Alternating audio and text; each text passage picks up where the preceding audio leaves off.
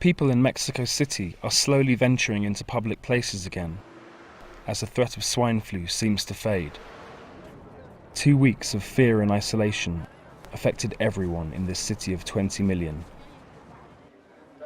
We look back at the past few days to see the impact on very different lives across Mexican society.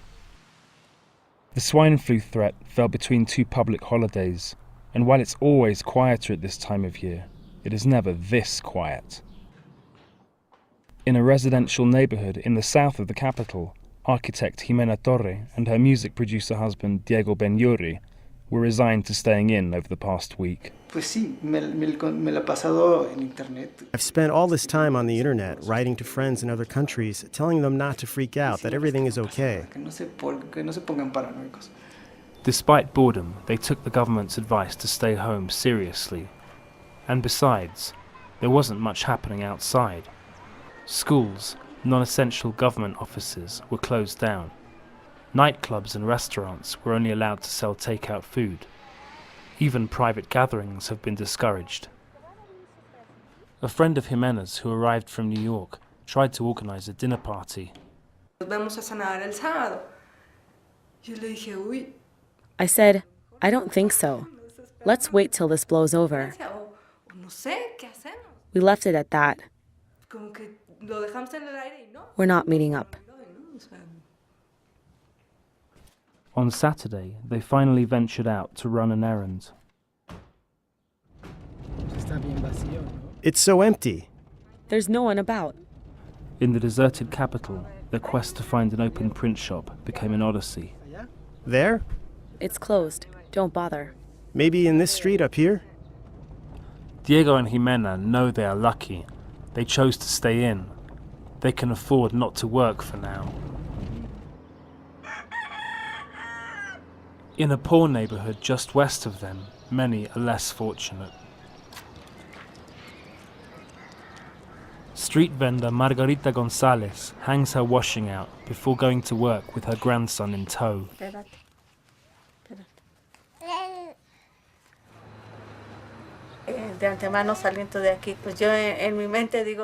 When I go to work, I pray to God that nothing bad will happen to us. They tell us not to go out. But if I wasn't going out to sell, we wouldn't have anything to eat.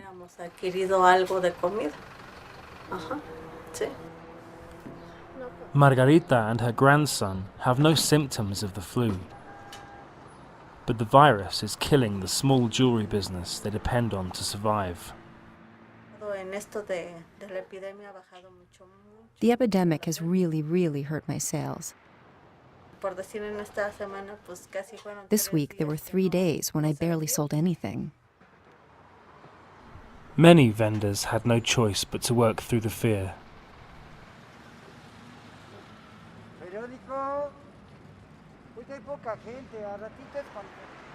The virus has already hit Carlos Hernandez far too close to home. It's difficult. It's really difficult to survive. Newspapers. There's nobody around. Someone 3 blocks from us came down with it. It's no joke. Catalina Vangel was only selling 2 balloons a day. You walk through the streets. They're empty. You don't see anybody. It's sad. Before this flu, the parks were full of children playing. Now there are no kids and no parents. If there are no kids, I can't sell anything. Sitting outside his restaurant in the upscale Condesa neighborhood, Ernesto Zavi predicted that in a city toughened by decades of pollution, earthquakes, and violent crime, things would soon be back to normal. Almost. We Mexicans like to hang out, touch each other, kiss, hug, chat.